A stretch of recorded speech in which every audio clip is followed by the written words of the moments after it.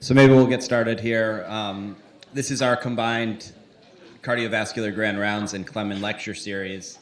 I will be brief. Needless to say, you would think that for a Clement lecture series that the person it's named after might either not be here, might be dead or something else. But needless to say, Mike is strong and alive and in the cath lab doing a STEMI right now and then about to do a TAVR. So with that, I will pass it off to Dr. Char to introduce it. Thank you very much, John. Good morning and welcome, everyone. Thank you for coming. It is my pleasure and my honor to introduce Dr. B.K. Lal. He's a professor in surgery at the University of Maryland. He's the chief of vascular and endovascular surgery center, chief of Center of Vascular Diagnostic Imaging and Center of Vascular Research at the University of Maryland. He's a very accomplished surgeon, researcher, and teacher, and has a lot of achievements.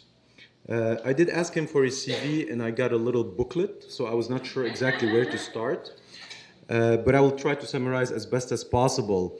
Dr. Lal went to med school at the All India Institute of Medical Sciences in Delhi. He subsequently came to New Jersey at the University of Rutgers of New Jersey and did his training in general surgery as well as in vascular surgery. He has over 135 peer-reviewed articles and delivered over 150 invited talks. He's probably most known about his work on carotid disease and being the national PI of the CREST-2 trial, which is looking at the best medical treatment of asymptomatic carotid stenosis, medical versus stenting versus endarterectomy. He also, one thing to note about his work is his publication encompassed pretty much every aspect in vascular surgery and vascular diseases, from carotid to seminal articles on aneurysm disease, peripheral arterial disease, as well as venous disease. And his work in societies and commitment to work in societies also reflects that diversity. And he is actually the current president of the American Venous Forum. I've enjoyed very much interacting with him and getting to know him through meetings. And one thing that when you interact with BK, you get to know that there are some things that do not show in his CV. Not only he's written and researched it all, but he has done it all, from complex carotid intervention to complex aneurysm, to peripherals, to venous disease, to intracerebral carotid and intracerebral intervention, to cardiac cathing. It is my pleasure to introduce him, and he's going to give us a talk about the cognitive decline with asymptomatic carotid stenosis. BK, floor is yours.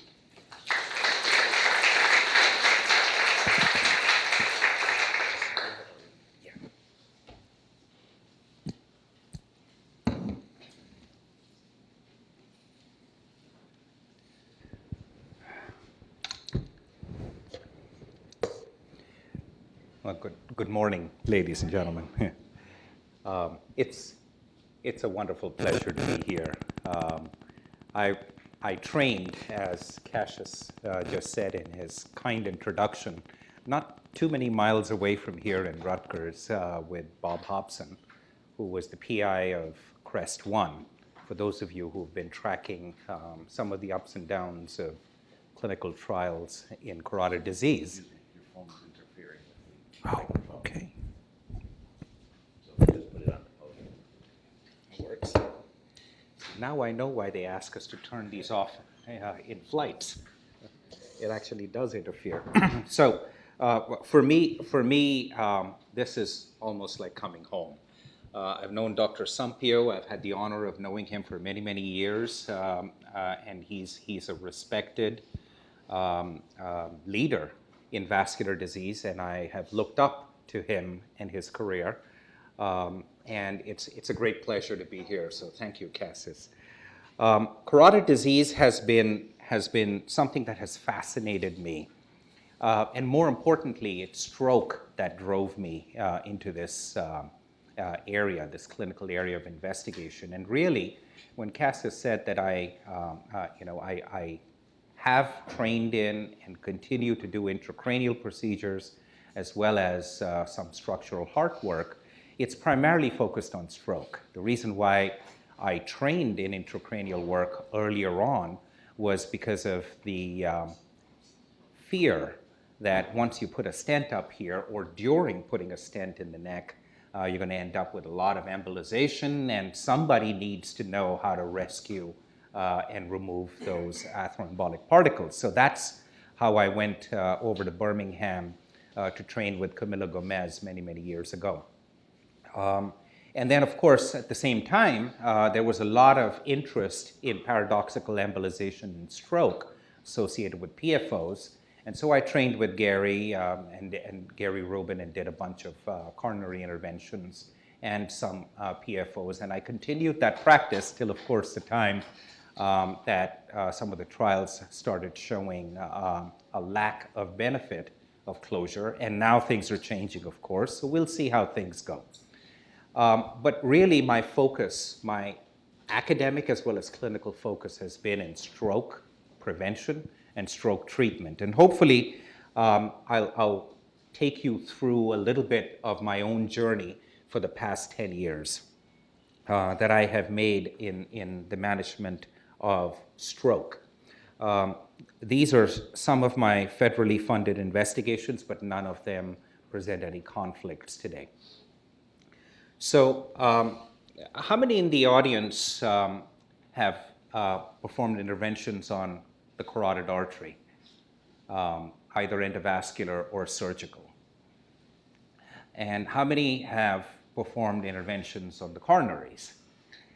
And how many intracranial?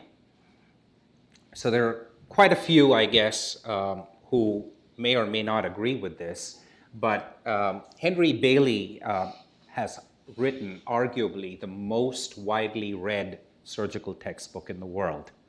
And I truly do believe that a little bit of anatomy is good for everyone. So we'll start with this. This is a very simple slide. It really talks about how, as our population continues to age, continues to remain a couch potato, and as a result of that, there's increasing diabetes. Atherosclerosis is essentially becoming ubiquitous.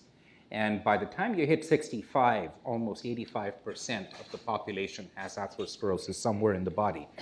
Of course, what we're going to focus on is atherosclerosis in the neck, which tends to affect the carotid artery bifurcation the most. And as the plaque grows, it leads to luminal encroachment. And of course, whenever I've looked at a topic, I've always fallen back on my favorite philosopher. And so we're going to go back 2,500 years. And as it turns out, the Greeks knew a thing or two about the carotid artery. They used to teach their soldiers to crush or compress their opponent's carotid artery. And they had figured out that it led to a state of stupefaction or confusion in their enemy. And that's where the name of the artery is derived from too. And so fast forward 2,500 years, and it took a Canadian neurologist to really figure out the connection between this ugly lesion in the neck and a stroke. And so a couple of years after that discovery, there was a transatlantic rivalry that, of course, started as to who would be the first person to be able to dig that lesion out of the carotid artery, put the artery back together, and end up with a live patient. And so whoever you believe won that race, whether it was in the United States or across the puddle, the fact of the matter is that it really ushered in what I call the era of certainty. We really thought we knew what we were doing. And to some extent, that's true. And I think my mentor, Bob Hobson, was probably the first person to start this era of certainty by working and demonstrating the efficacy of carotid revascularization in patients with asymptomatic carotid atherosclerosis. And subsequent to that, fueled by some very well-designed, well-conducted, NIH-funded randomized controlled trials, carotid endarterectomy expanded and exploded exponentially in terms of the number of procedures performed to prevent stroke in patients that were asymptomatic or had suffered a stroke previously. And carotid endarterectomy became and continues to some extent to be one of the most frequently performed vascular surgery procedures in the world. Now, We all know that stroke prevention can be benefited by performing carotid revascularization in a certain subset of patients. But is stroke the only consequence of carotid stenosis? And this is a question I had begun to ask about 8 to 10 years ago. And this is where the current state of knowledge is. This is how we think that carotid plaques misbehave. You have a plaque in the carotid artery. A small percentage of them rupture, atheroembolize, and cause a stroke. But the vast majority of them continue to grow, and there's the lumen in the carotid artery over there. There's the lipid core and a fibrous cap. 98% of them really remain asymptomatic. Now, this so-called asymptomatic group of individuals is not insubstantial. There are about 8 million of these individuals, and the number is expected to double in the next 30 years. And what's even more important is that 10 to 15% of adults above the age of 65 can be expected today in the United States to be walking around with this so-called asymptomatic plaque. Now, here's a little bit of a thought exercise. When you have coronary artery stenosis and there's a moderate stenosis, you can suffer from angina. And when you suffer from coronary thrombosis, you get a myocardial infarction. And the same kind of pattern of moderate or mild ischemia or hypoperfusion and associated symptoms, followed by severe ischemia and more severe symptoms, is a pattern that is followed in every single vascular tree that we treat. You get claudication, gangrene. Mesenteric ischemia, bowel infarction. Hypertension, CKD, renal failure. So then why should the brain be any different? Why is it that for the brain, for the last 70 years, we continue to believe that there's either an asymptomatic patient or a stroke, and nothing in between? What happens to the hypoperfused brain? Is there any dysfunction that we're not able to pick up? And that was the question I asked a while ago. Now, as medical students and as residents in whatever specialty we happen to be in, we've all been taught that if there is end organ ischemia, there's usually a collateral circuit that compensates for a certain amount of time. And then when the collateral circuit fails is when you get the severe ischemic symptoms. But even during the time that the collateral circuit is in play, sometimes patients will have a perfect collateralization, sometimes they'll have a partial collateralization, and sometimes they will have an ineffective collateralization. Now, the main collateral circuit for the brain that allows left to right communication is the circle of Willis. And somehow throughout medical school and residency, we have come to believe that the circle of Willis is infallible. And you can tie off one carotid artery and the circle of Willis will compensate. Well, as it turns out, when you look at anatomical studies, and Alpers actually did a wonderful study. He did autopsy studies on close to 500 individuals and found that almost 50% of individuals have a partially or completely disconnected circle of Willis. About 40% of individuals have a partial disconnection, and about 10% of individuals have a complete disconnection of the circle of Willis. And so we created a computer circuit, electric circuit model, modeled in a partially or completely disconnected circle of Willis and modeled in the carotid stenosis. And what we found was that if the circle of Willis was disconnected in some way or the other, there was a dramatic drop in perfusion pressure to the brain. And so we took it to the next step and asked the question, what happens? What happens when you have carotid stenosis? Are there other symptoms that we have not looked for that are occurring in patients that have not suffered a stroke but have moderate or severe carotid stenosis? And what we did was we took patients with unilateral carotid stenosis that had never suffered a stroke in their lives and then identified age, sex, and vascular risk factor matched controls. It took us 6 years to get this matching right. But at the end of the day, what we found was that if we subjected these individuals, these patients with stenosis and these controls without a stenosis, to a fairly intensive battery of neuropsychological testing, then these asymptomatic patients demonstrated significant cognitive impairment. And whether you looked at it as a composite, patients with stenosis performed worse than those without a stenosis, or you looked at individual domains of cognitive function, patients with stenosis performed worse in each of those individual domains, whether it was learning or memory, processing speed, executive function, the speed with which you think, and so on and so forth. Almost half of the patients had at least 2 domains, cognitive domains impaired, and 70% of the patients had at least 1 cognitive domain impaired. And we also monitored their microembolization rates, thinking that perhaps the plaque was embolizing silently and damaging the brain in some form, shape, or the other as ischemic damage.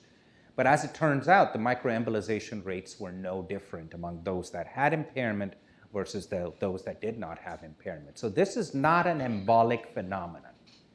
And so fortunately, we did test brain perfusion indirectly. We did transcranial Dopplers and did a carbon dioxide stimulation by doing a breath holding on these patients. And as one can expect, increased carbon dioxide in the brain leads to vascular vasodilation, intracerebral vascular vasodilation.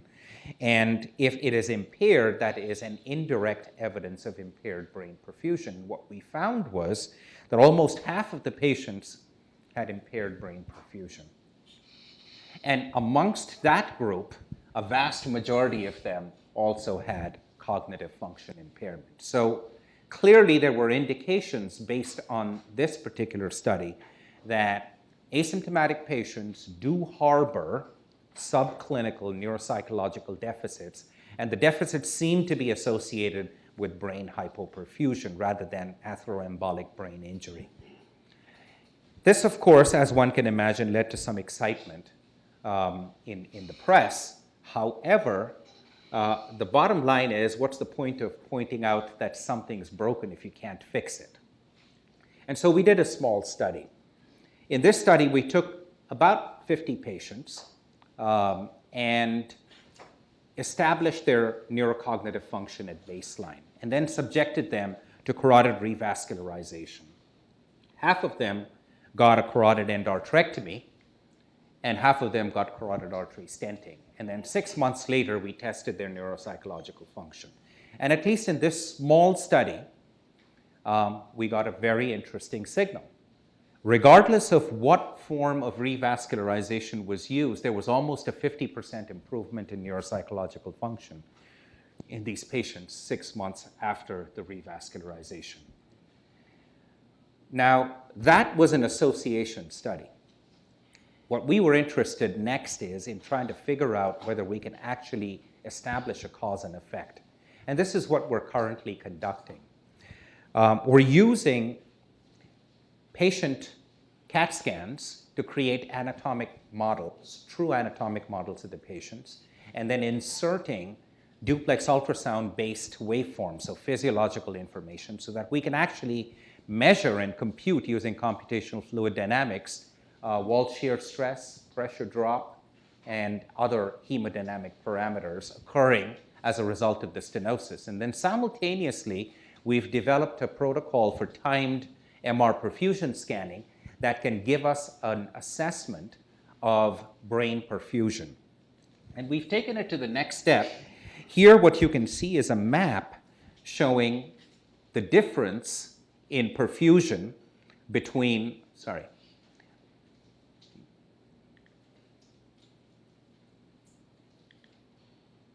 the difference in perfusion between the left and right hemispheres. And you can see that there is a lot of variation in the amount of perfusion deficit on one side of the brain compared to the other. And what that means is, and this is a very busy slide, but this is very preliminary data on just about 10 odd patients, what we find is that when you map perfusion deficits in different lobes of the brain in patients, pretty much all of them demonstrate a delay in perfusion on the side with the stenosis. And the extent of perfusion deficit varies across different lobes. And then you can take it to the next level, and this is entire brain volume comparison. You can take it to the next level and you can go sublobar and you can see variations in the amount of hypoperfusion occurring in different locations within the brain. And now what we have done is we've begun to be able to map perfusion deficit in 3 dimensions across the entire brain volume. And what we call it is a concept of a brain angiosome.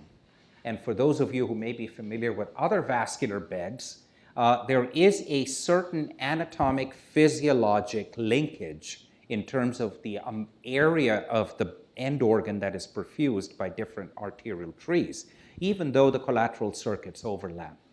And so increasingly what we're doing now is we're able to map specific locations within the brain that are hypoperfused as a result of the carotid stenosis and as a result of overlying or underlying intracranial atherosclerosis.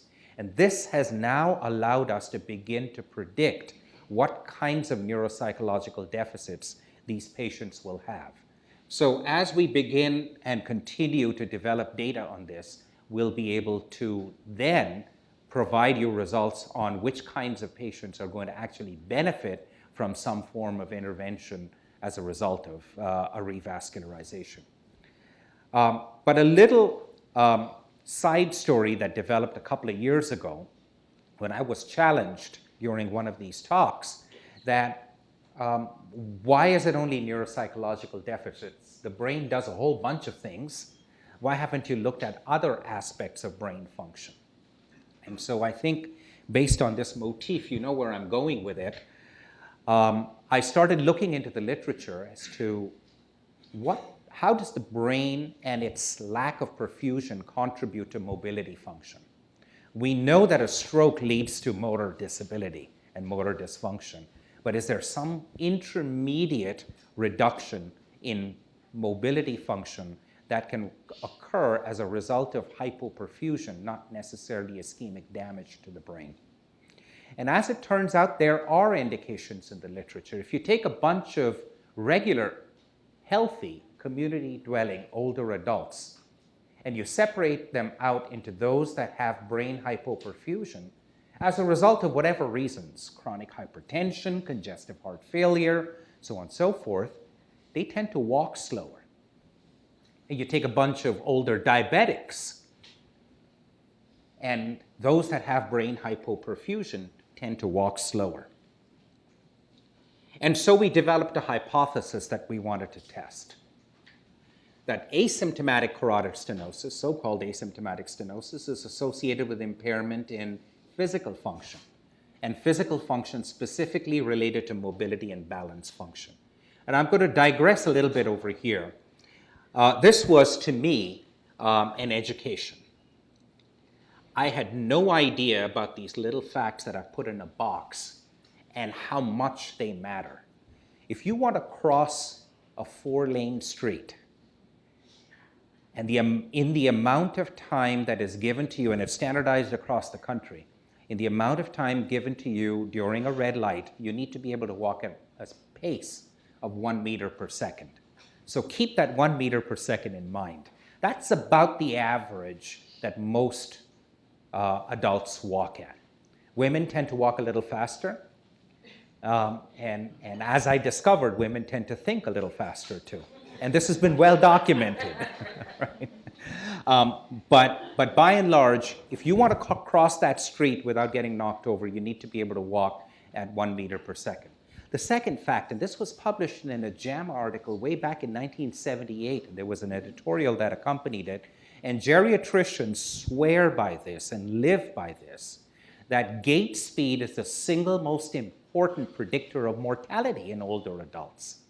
I didn't know about this. And all of us, by and large, tend to treat older adults. And this, to me, was very important. And then here's the third fact, which is very important. Fall-related injuries, hip fractures and head injuries associated with falls, is the single most common reason for morbidity in older adults. And this became very important when we started embarking on our study. So what we did was, of course, we called back all those patients that we had originally enrolled in our ACOF study.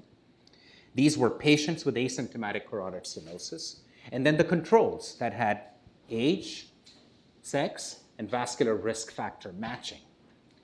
We performed a carotid duplex ultrasound again on them to make sure that patients with a stenosis continue to have a stenosis or that had progressed, and patients without a stenosis had continued to stay without a stenosis. And then we performed a series of mobility and balance function assessments.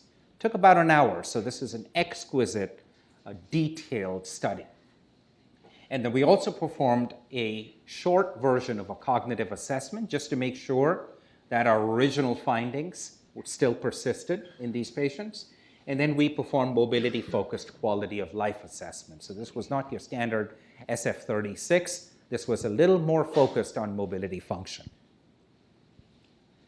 And here's the first set of data. What this really shows in this busy table is that other than coronary artery disease and diabetes, which were different between those individuals without a stenosis versus those with a moderate stenosis or a severe stenosis.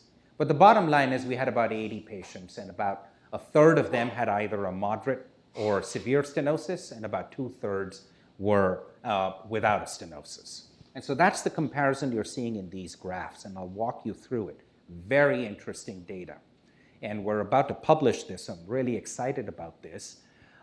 Gait speed. Remember that 1 meter per second? That's where our normal people walk, those without a stenosis. Moderate stenosis walked slower. Severe stenosis would not be able to cross the street in the time given to them. And these are age, sex, vascular risk factor matched controls against the stenosis patients. In studies that were scored, like the 4-square step test, it's a fascinating test. You put 4 sticks down on the floor and you ask the patients just to step from one square to the other and the time taken. And as it turns out, they get a score. Those that were normal without a stenosis were performing the task much faster than those that had a severe stenosis. And you can go down the line here, dynamic gait index, they performed worse, the stenosis patients, and so on and so forth. And what was also interesting was we asked these patients, these participants, whether they had fallen in the previous 6 months and what proportion of them had fallen. Just a very simple question. People without a stenosis had fallen at the national rate that one expects. About 10 to 15% of older adults tend to report a fall in the previous 6 months. Something you could test out asking your patients the next time you meet them. 10 to 15% is the average. Patients with a severe stenosis, almost half of them reported having fallen in the last 6 months. It was just an eye-opener to me. I mean, this is something we had not expected to find. So clearly this was 80 patients. What do you make of this? These were patients that we had brought into a lab and tested intensively. Maybe we were identifying a signal that was small and not clinically meaningful. So we started looking for a larger data set. And we started looking for a study. It had to have very unique characteristics and unusual characteristics. A study where individuals, older adults, had been enrolled, followed longitudinally, and undergone intensive mobility and balance function assessments. But then someone had remembered to do a carotid duplex ultrasound on them. Not a whole lot of those kind of studies available. As you can imagine, people are either focused on mobility function, the rehab science people, the kinesiologists, the geriatricians, or there are people interested in vascular disease who are focused on the carotids and coronaries, but they're not interested in mobility function, right? So there is somebody and he's actually the director, Luigi, who's gone on to become a very good friend of mine, is the director of clinical trials at the National Institute of Aging. And as it turns out, Luigi was born in Italy before he migrated to the United States and rose within the NIH. And he utilized the connections with his native village, very exotically named village, Chianti. And he went on to obtain NIH funding to enroll the entire village back in 1998.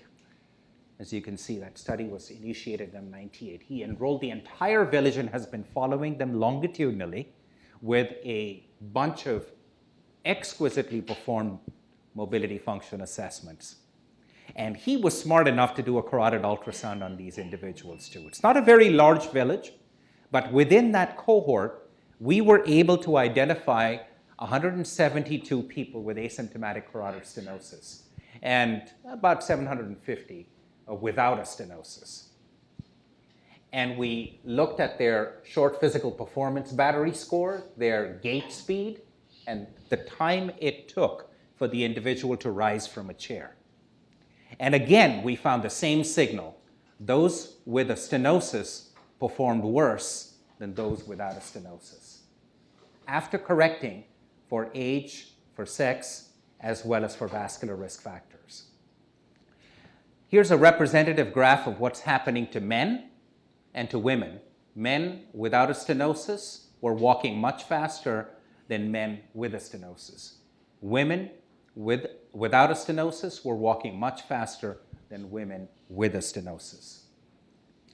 And so now we have a situation where we've been able to demonstrate within a lab under much more controlled circumstances, as well as in a larger epidemiological study, that neuropsychological function as well as mobility function is impaired in people with so-called asymptomatic carotid stenosis.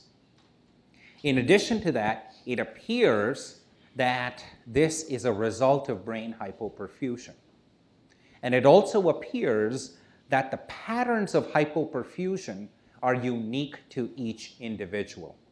And they are potentially determined by the extent of collateralization through the circle of Willis, as well as through the extent of intracranial atherosclerotic disease, which is compounding the hypoperfusion that is occurring. And therefore, at the end of the day, if one is to develop a treatment plan or a preventative plan, we're going to have to understand each individual brain hypoperfusion pattern in the patient and develop a treatment plan based on those findings. So this is not as simple as an ischemic bed with one single inflow artery that can then be fixed. This is going to be a much more complex treatment algorithm, but we've begun to make inroads into trying to develop treatment plans. We incorporated some of these findings into CREST-2. CREST-2 is a randomized controlled trial that is currently underway that is assessing the best treatment approach to patients with asymptomatic carotid stenosis. And what we're comparing in this randomized trial is a strategy of intensive medical management versus carotid stenting. And in a second trial running in parallel, intensive medical management versus carotid endarterectomy. And we're sort of midway in the trial. We've enrolled about 1,400 patients, and we have another 1,300 patients more to enroll. But the fact is that within that study, we have initiated a CREST hemodynamic study. And what we're doing here is that we're performing timed perfusion scanning, MR perfusion scanning, and identifying individuals with cerebral hypoperfusion. And then taking those patients and randomizing them to intensive medical therapy versus a revascularization strategy, and assessing their cognitive function before and after the revascularization, and of course before and then at 4 years for those patients that are randomized to intensive medical management, in the hopes that we'll be able to begin to understand what kinds of treatment strategies are going to benefit these patients. In parallel, there's another study that is underway, funded by the NIH, where we are looking at an exercise intervention that is a combination of aerobics as well as balance training in patients with moderate carotid stenosis, those that cannot undergo revascularization, at least under current recommendations and guidelines. And in these patients, what we're doing is we're subjecting them to the aerobic exercise in the hopes that we can build up and enhance cerebral perfusion and balance training in an attempt to try and improve their balance and mobility function. And again, the idea here is to see if this kind of an exercise intervention in ACOF and this kind of a revascularization strategy in severe stenosis patients in CREST-H will be able to help some of these patients improve their deficits. So this is sort of a summary slide of what I believe is going on at the present time, and sort of sums up the last 8 years of what I've been engaged in. That I do believe now that carotid stenosis causes brain hypoperfusion, separate and distinct from atheroembolic brain infarction. And this may result in cognitive and mobility impairment. This certainly requires a redefinition of the term asymptomatic carotid stenosis, because it really isn't asymptomatic anymore. We just never had the tools to be able to detect the extent of dysfunction that was occurring, and it essentially flew under the radar screen. Carotid stenosis may therefore identify subsets of patients at an inordinately high risk of brain dysfunction. It's not clear. At this point in time, as I mentioned, it's not clear whether intensive medical therapy, rehabilitation strategies, revascularization will improve any of this. This is what needs to be tested. But this is something that's very important. Geriatricians encounter about 20 million older adults with cognitive impairment in their clinics. No one tests for whether these individuals have carotid stenosis. And on the reverse, we as a group encounter about 8 million adults with carotid stenosis, and no one tests their neuropsychological or mobility function.